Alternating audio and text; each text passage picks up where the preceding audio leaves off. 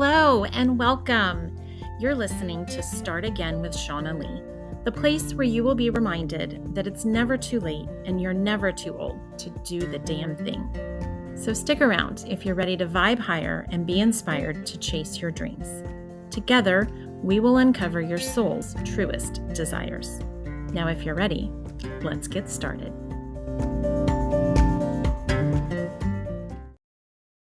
Hello, everyone, and welcome back to another episode. I have another friend for you to meet today. Niki Hampton is joining me. Niki, thank you for being here. Thanks for having me, Shauna.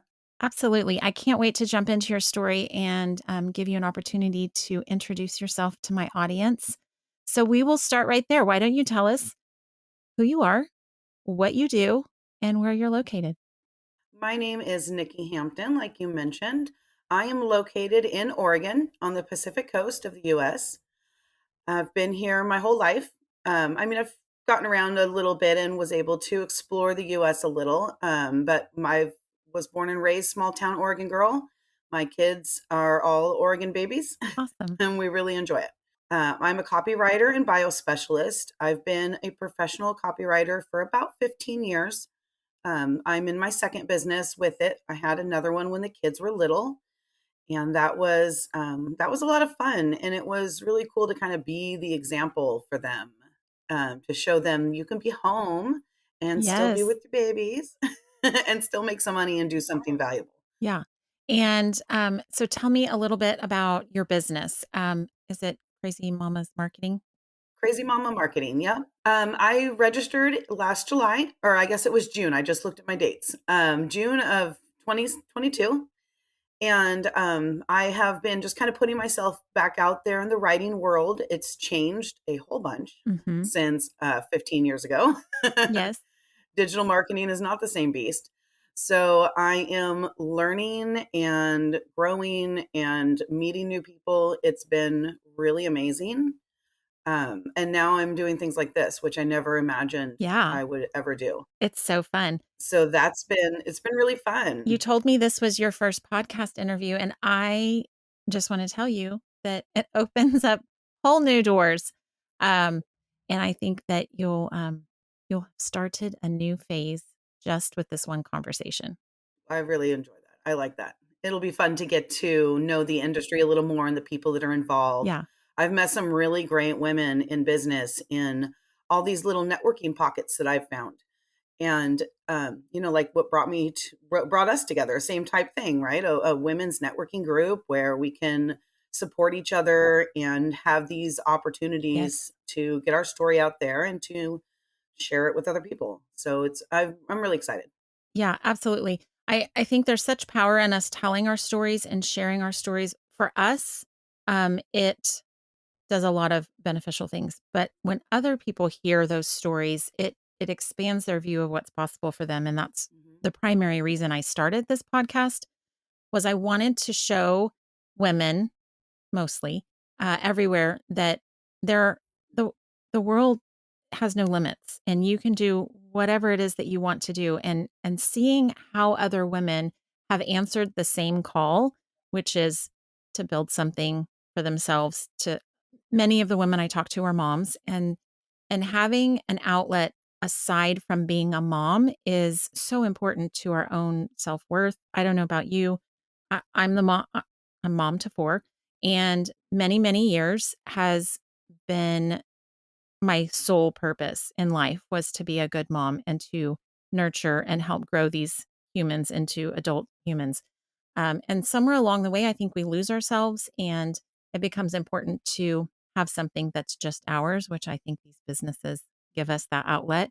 But I love how um, women like you take previous professional experience and kind of marry that with your parenting experience to create something that goes out and does bigger and better things to help the world. So tell us more about that. What are you doing to help your clients, and maybe what's one of your favorite clients you've worked with or favorite projects you've worked on? I worked with a local to me women business or women owned business making aftercare tattoo products. Oh, So I'm a tattoo enthusiast. I have them myself. So this was something I was interested in, right? Yeah, yeah. Like learning more about it. I got to meet different artists all over the country, Well, that's went to a cool. couple trade shows, just some really cool opportunities to learn more about something new and provide my passions and talents in a way that affected these other people. Yeah. And it was really cool to see. One project we worked on was a new product rollout. So I handled press releases and all that kind of good stuff. Well, one of the press releases got picked up in a small town that one of our artists was living in, where his shop was located over in Maryland. And the local community came in and talked to him, or he talked about how he was involved in an organization called Bikers for Bullies. They were raising money, and they go on a big trip, a big poker run kind of thing, and end up at Sturgis, and it's a really big deal, right, to Yeah. the motorcycle and tattoo community. Oh, yeah, yeah, yeah. So it was really fun to be able to tell that story and share that, hey, yeah, he's a tattoo artist and he does all these cool things and he rides motorcycles and he's in a motorcycle club and all those kind of things you think of, right? Well, he's raising money for kids who have been in bullying situations and to help put a stop to that and those That's situations. incredible. And to me, that was a no-brainer, right? Like Yeah. that's a no-brainer. That I can get in the press. Yeah. And we did, and he was just floored. He had never had that experience before. Oh, that's so cool. So that was so cool. It was so cool to be part of that. Yeah. And I think that's part of, what I try to offer clients with writing and copywriting specifically. People just don't know how to talk about themselves, or they don't feel like they It's can, so right? true. They're not obligated to toot their own horn. Yes. And that's just not okay. Well, it's not how you get your business highlighted if you can't say all the great things that you're doing. Yeah, but you're right. We're conditioned to not Right. uh, be braggy and tell everyone what we're doing well. When in reality, Hmm. that's absolutely what we should be doing. So that's incredible that you are able to do that and kind of help them. I find when I ask people to come on the podcast and ask them to provide a bio, it's kind of the same thing. If they haven't already written their bio, Hmm. they don't know how to talk about Yes. themselves. And there's been a few where I'm like, okay, just send me some bullet points and I will wordsmith it and make it sound great. But copywriting is a skill that not everyone has. Yeah. And that's okay. And I try to teach clients that, like, it's okay. You have other things you do that are amazing. Absolutely. So let me do this for you and show you how to present yourself in a way that really brings people in. Because, you can talk about education and experiences and that all day long, but Yes. people need you to be a real person and to connect with them in a different way. And when I'm writing bios and profiles, I really specifically try to get to know them. I have a little questionnaire I like to use, Yep. probably similar to what we did, and get to know them. Well, what's a fun fact? What do you do in your off time? What fuels your passion? And then I can create a human, right? Create a person behind a Oh, profile. absolutely. And I think that makes a big Well, difference. because people purchase from an emotional point of view. And so when you can have an emotional response to somebody because they are a real life human, Right. that's where it makes or breaks a business's experience. Absolutely. When you look back at your story and your journey and the path that you took to get to this business that you have today, what inspires you most about your story? I think it is the starting over, which is funny, right? Because here we are. But one of my mottos is any age and any Oh, stage. I love that. That was the kids and I's motto as I went back to school and went through and got my university degree. After the kids and I's dad separated and divorced, I was a single mom of four Oh, yes. and knew that I wanted to do something to find myself again and find the value that I really felt when I had that same business. And a lot of it to me always kind of comes back to finishing school. That's a big one for me. I'm an intellect and an academic. I enjoy it. I like learning things. I like being in that sort of environment. And so for me, it was sort of like, yes, this is going to be hard. I'm going to miss out on some stuff.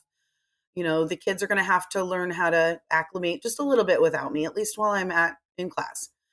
And I did some online because, Yes. life. Exactly. but, but it showed them like it doesn't matter if you've already had a lifetime and then have to change and pivot, or Yes. if you are starting out totally like, it doesn't matter. It doesn't matter how old you are. It doesn't matter what you've been through. You can still reach out and grab those things that you've always wanted and didn't maybe think you knew you could have, or doubted yourself a little bit. You know, I was raising babies. We don't think about, oh, I'm going to go to the university while I'm raising babies. My husband worked and I was writing at home. So I was still contributing in that way. And I was taking care of the kids on my own. Yeah. So it didn't allow for that space to rediscover myself. You know, just like you were saying, we lose a little bit and have to re-wrap around. Well, my kids are teenagers now, and that's cool. It's a whole different Oh, for thing. sure. But I feel like I'm pre-empty nesting, if that makes sense. Because they've got their friends and they've got their life. Well, listen, yes, I think it does make sense. The teenage years, for the record, are my favorite parenting Okay. years, which doesn't make any sense because teenagers also simultaneously, I said one time, Hmm. I now understand why some animals in nature eat their young Right. because teenagers are a whole different beast. But it is my favorite stage because it is this preemptive empty nester. They get so busy with their own lives. They get consumed in, their friends become really more of their family than their family. It's this first step of separating and becoming independent human beings, Hmm. which honestly is what most of us, that's our goal in parenting, right? We don't want them to forever rely on us. But when we're going through the first stages of them pulling away, oh my gosh, we're not ready for it. But No. I think the teenage years prepare us for the college years because that's the real big separation moment that a lot of people struggle with. And I'm going to say moms more than dads, but when you send those kids off to college, like that is a moment where you're like, oh God, now what do I do with my life? And so I Hmm. think the teenage years kind of give us an opportunity to do that if we let it, if we lean into it and let them kind of pull away in healthy ways that gives them some independence. No, I think you're right. And you know what? I think the teenage years are kind of turning into my favorite too.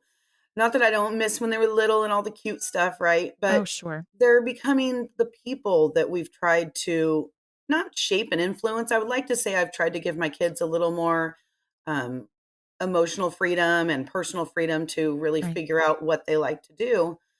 But teenager years are just different. My youngest has just turned 12. So she's getting close. Hmm. Brothers are all older. She's my one girl. She's got three older brothers. So Oh, I know.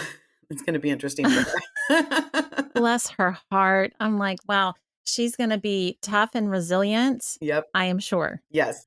Yeah. She is quite the spicy one. Yeah, I think it is cool though when you see them kind of become who they're becoming, and that I think happens, it kind of starts to solidify in the teenage years. I think that's when I had a lot of really amazing intellectual conversations Mhm. with my kids. They blow me away from time to time. But yeah, your 12-year-old being the spicy one, that's how I describe my Oh, youngest, who's that's also funny. a girl. Like, she's a fiery one, that one. Yep. Well, so when you look back on your journey, I like to say that we are gathering wisdom, we're learning lessons. What do you think is the common theme in your lessons? I think the common theme is belief in myself. Our confidence takes a hit, I think, while we're busy in the mommy years. And which is really interesting because we're doing so many dynamic things that we miss it. You know, we're changing diapers Oh, and yes. making baby food, and if there's so much physical labor involved, and now it's the emotional labor, it changes. And I think over that time I've kind of learned I've got to figure out who I am and what I really enjoy, but at the same time find the confidence that I used to have. And that took a hit over the years. And then I think my journey kind of going through the kids growing up and doing it on my own and then going back to school, just all those pieces shown me, okay, maybe I can do this. Maybe I can find who I am again and be strong in that and feel confident. And then my biggest thing coming from that is always I've got these people watching and I want them to feel good about themselves and know that they can do it, Yeah. even if they're feeling a little discouraged or a little nervous.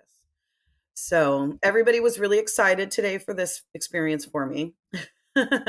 Oh, Yeah. good. Yay. I love when the little people in our lives, and I call them little even when they're not so Right. little. Listen, my son's taller than I am Yep, now, me too. and he's still my little boy. Like, "Oh, sweet baby boy," as I'm looking at him. I love it when they are able to support us. I think my entrepreneur journey has been interesting and a little bit of a challenge for my kids because I was always working out of the home as they were little, so this was a huge adjustment. I remember my son asking me one time, "Why did you have to write a book about divorce?" And he just kind of struggled to understand why I would kind of highlight this thing that for them is not the most amazing part of their life, to be honest, you Mhm. know? Um, but when they have those moments of supporting us, I'm like, "Oh, you are paying attention. It's so cool. I'm glad your kids were doing that for you." Yeah, me too. It does. It kinda boosts you up a little bit, and you also have that thought that maybe I did something right along the way. Look at Absolutely. that, they're Yeah. real functioning people with thoughts of their own, like Yes. It's amazing. It is amazing. So, what do you think if you went back to talk to the younger you, what advice would you give her? Oh, I would tell her, "Hang on in there. Like, it's going to get better." It's so cliché, but it's so true. You know, we get wrapped up in the moment and just all the things that I've gone through in my life. You get so stuck in the moment and you just can't see past the Oh, end of for your sure. nose. And, I would tell her, just keep going. Just keep going. You're going to make it through.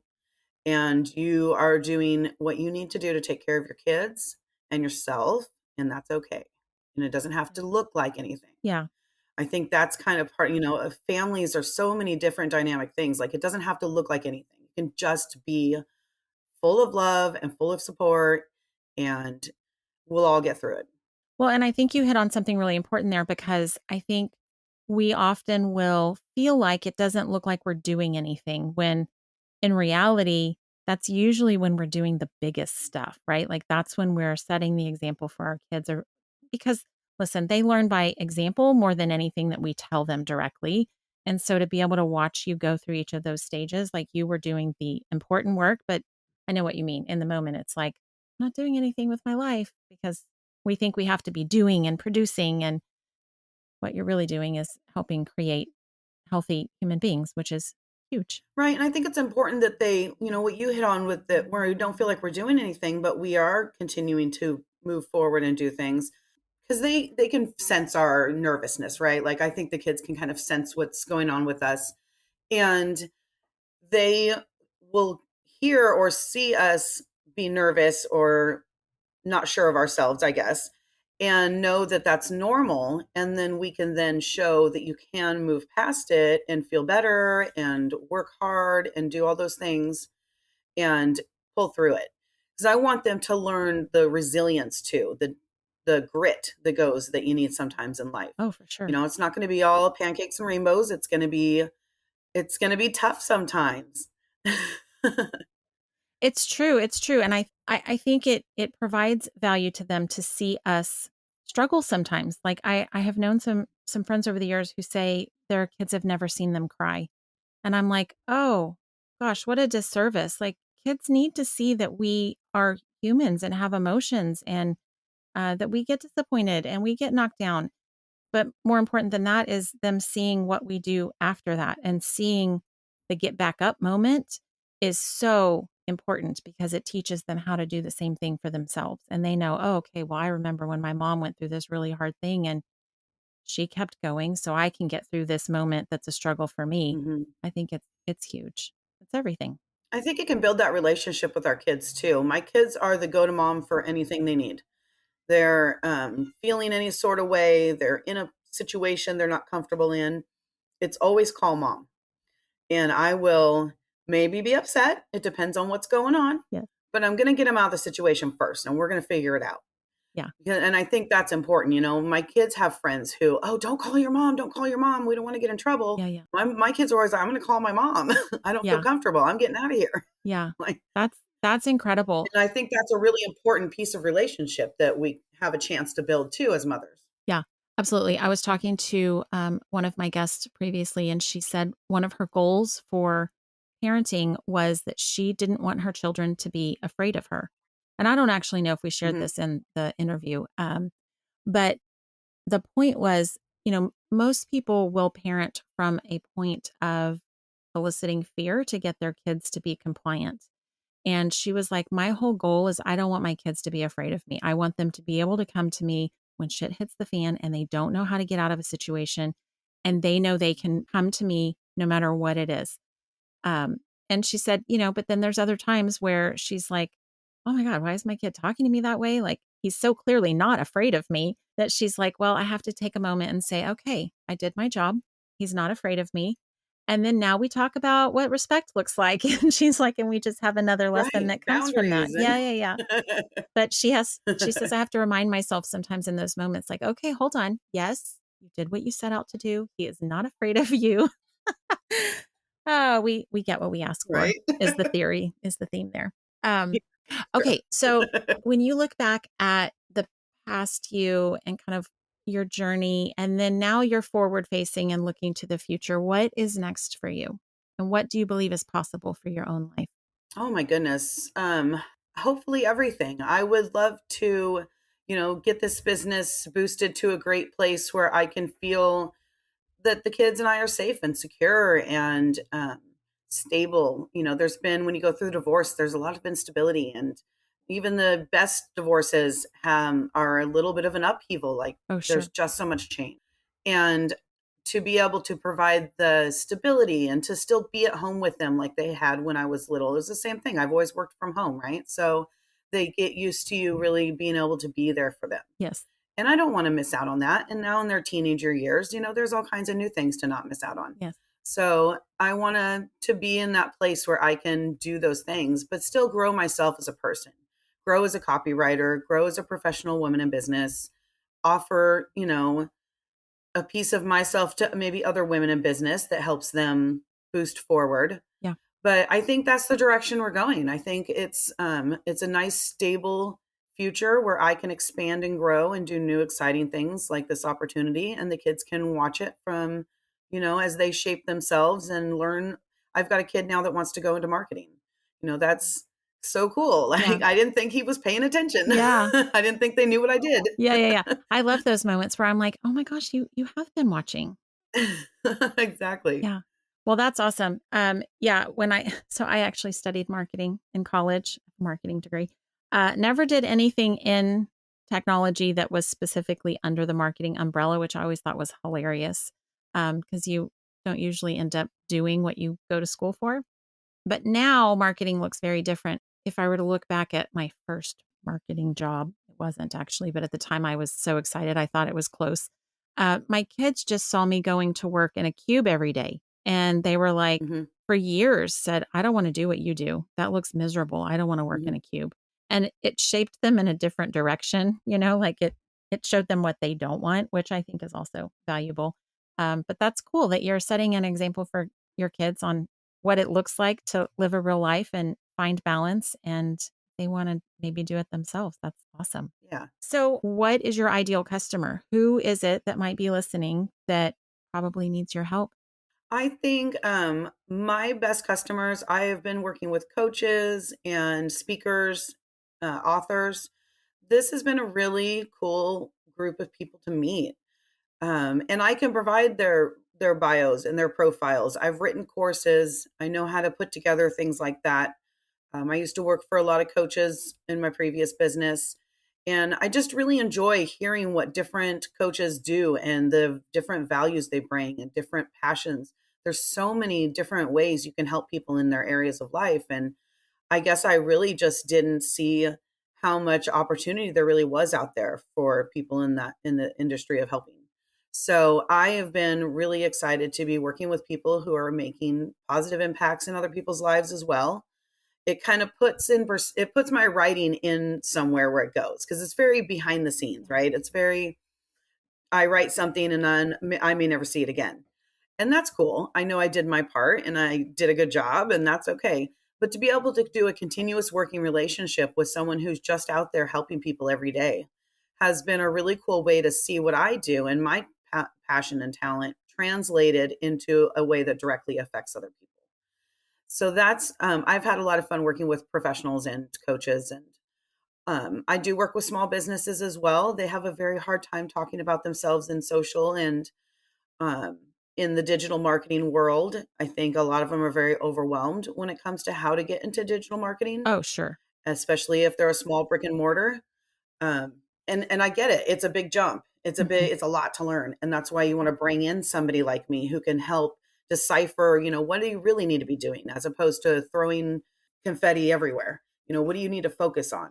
Yes, and I think that is a really good point to make, because I always say you can go learn whatever you need to do whatever it is you're wanting to do. Information is available. But the other Hmm. key piece, I think, is there are certain things that it makes more sense for you to go to the expert who can do that for you. And knowing which ones to delegate is important as well. So, yes, you can learn all about copywriting and doing all the things, but in some cases, you should just go to the expert and pay them to do the thing for you so that you can move on to the things in your business that you are good at, that you enjoy, and that are going to actually move the needle. And so that's a really important call out, I think. Right. Well, and nobody gets into business to be sitting at their desk trying to figure out how to talk about their college Right. experience. That's Yes. that's just people go into business because they want to make jewelry and share it with the world because they're an artist and they do beautiful things that way. Or they are somebody in the coaching realm and they just want to help people meet their financial goals or get to their Yeah, personal goals. They shouldn't have to be bogged down with those things that take away from that passion. exactly. My passion happens to be the writing and the expressing how other people are. So, let somebody like me do that. You focus on what you came into business to do, their why and their passion. And I think then it's better, like you said, it's better spent that way. Sometimes you just got to bring in somebody to take care of things that are not Ex- firing them up. And that's Yep. okay. Yeah. Well said. I totally agree. So, my last question for you is how can people find you? You can go to my website, crazymamamarketing.com, and I've got samples and profiles and packages and all kinds of fun stuff to look at. I've got a blog on there too, which is great. I try to put out information, teaching people a lot of what I know. I have guest bloggers on there from different industries as well. So it's a good resource to kind of get to know me. You can find me. I have a group on Facebook. I've got a new workshop coming up. It's called Ladies Leading Legacies, about helping women in business Nice. build that generational, not just wealth, but freedom and creating a lifestyle that their kids want to emulate and understand. So I think that's a good place to find me too. Taking new customers and clients. I'm available for consulting and things like this. So Perfect. Well, I'll be sure that I include that contact information in the show notes so that people can pop on over and get in touch with you. I'm sure that you will hear from some of my listeners. fantastic. But I just have to say thank you for joining me today. This was such a fun conversation. Yeah, thank you. Thanks for having me. Absolutely.